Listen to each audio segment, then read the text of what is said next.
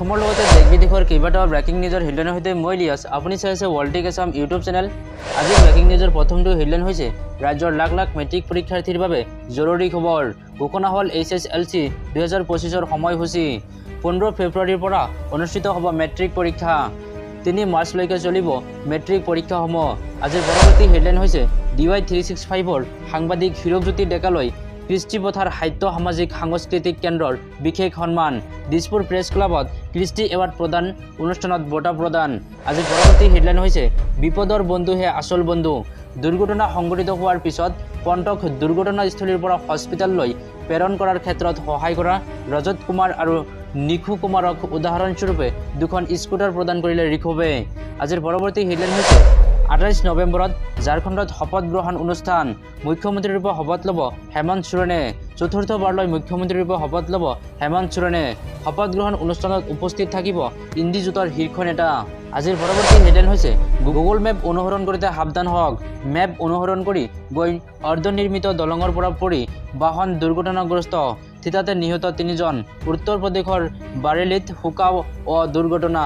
আজিৰ পৰৱৰ্তী হেডলাইন হৈছে এজন অভিনেতা হিচাপে সমাজত ইতিবাচক প্ৰভাৱ পেলোৱা ছবি নিৰ্মাণ কৰাটো আমাৰ দায়িত্ব। কিন্তু এইটোও সঁচা যে মই এজন অভিনেতা আৰু বিভিন্ন চৰিত্ৰত অভিনয় কৰাটো মোৰ বাবে গুৰুত্বপূৰ্ণ। এনিমেল ছবিৰ সন্দৰ্ভত IFFIত ৰণবীৰ কাপুৰৰ প্ৰতিক্ৰিয়া। আজিৰ পৰৱৰ্তী হেডলাইন হৈছে IPL 2025ৰ প্ৰথমখন মেচ খেলিব নোৱাৰিব হাৰ্দিক পাণ্ডিয়াই। 2024ৰ IPLৰ 3খনকৈ মেচ নিৰ্ধাৰিত সময়ৰ ভিতৰত সমাপ্ত কৰিবলৈ নোৱাৰাৰ বাবেই MIৰ অধিনায়কজনৰ ওপৰত এই প্ৰতিবন্ধকতা।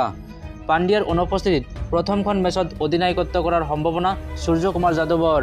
আজিৰ পৰৱৰ্তী হেডলাইন হৈছে বৰ্ডাৰ গাভাস্কাৰ ট্ৰফিৰ প্ৰথমখন টেষ্টত অষ্ট্ৰেলিয়াৰ দলক 295 ৰানত পৰাজিত কৰিলে টীম ইণ্ডিয়াই।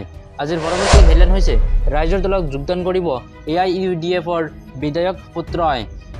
আলগাপুৰৰ বিধায়ক নিজামুদ্দিন চৌধুৰীৰ পুত্ৰ ছাদেক আহমেদ চৌধুৰীয়ে যোগদান কৰিব ৰাইজৰ দলত। আজিৰ পৰৱৰ্তী হেডলাইন হৈছে বৰাক উপত্যকাত অসমীয়া ভাষাত কথা কোৱাৰ বাবে ছাত্ৰক প্ৰহাৰ। হাইলাকান্দি কাটলিচেৰাৰ পলিটেকনিকৰ ছাত্ৰক প্ৰহাৰ দুৰ্বৃত্তৰ। দেওবাৰে সন্ধিয়া সংঘটিত হয় এই ঘটনা। খোজকাঢ়িবলৈ যোৱা 2 ছাত্ৰক প্ৰহাৰ শুভ নামৰ যুৱকজনৰ। বৰাকত থাকিলে বাংলা ভাষা বাধ্যতামূলক বুলি ধমক যুৱকজনৰ। ভুক্তভোগী 2 ছাত্ৰ আনচাৰুল হক চৌধুৰী, মাছুদ ইৰছাদ হুছেইন। আনচাৰুলৰ ঘৰ নগাঁৱত আৰু মাছুদ ইৰছাদৰ ঘৰ ধুবুৰীত। আজিৰ পৰৱৰ্তী হেডলাইন হৈছে আজিৰে পৰা সংসদৰ শীতকালীন অধিৱেশন। কি বিধেয়ক উত্থাপন হ'ব এইবাৰৰ সংসদত? কেইবাখনো গুৰুত্বপূৰ্ণ বিধেয়ক উত্থাপন হ'ব সংসদৰ অধিৱেশনত। শীতকালীন অধিৱেশনত শেহতীয়াকৈ মণিপুৰৰ ঘটনাই পৰিৱেশ উত্তাল কৰাৰ সম্ভাৱনা আছে। ৰেল লাইন সংশোধন বিধেয়কৰ লগতে এখন বেংকিং আইন সংশোধনী বিধেয়কো লোকসভাত উত্থাপন কৰা হ'ব। আজিৰ পৰৱৰ্তী হেডলাইন হৈছে অভিজাত শিক্ষানুষ্ঠানত পঢ়িবলৈ আহি ছাত্ৰ ছাত্ৰী পাৰ্টি। গাত সুৰাৰ ৰাগি লগাই জুইৰ লগত খেলা ছাত্ৰ ছাত্ৰীৰ কাণ্ডই চকু কপালত তুলিছে নেটিজেনৰ। জুইৰ লগত ছাত্ৰ ছাত্ৰী খেলা, বেলি ডুবিলেই বহে আনন্দ মেলা। সোণাপুৰৰ কুমাৰকুছিত এতিয়া কেতবোৰ অদ্ভুত দৃশ্য দেখা গৈছে বিগত কিছুদিন ধৰি। আজিৰ পৰৱৰ্তী হেডলাইন হৈছে মন্ত্ৰীসভাৰ সম্প্ৰসাৰণ। ৰাজ্যপালক সাক্ষাৎ মুখ্যমন্ত্ৰীৰ। ৰাজ্যপালক সাক্ষাতৰ লগে লগে মুখ্যমন্ত্ৰী ডক্টৰ হিমন্ত বিশ্ব শৰ্মা মন্ত্ৰীসভা সম্প্ৰসাৰণৰ সম্ভাৱনা প্ৰকট হৈ পৰিছে।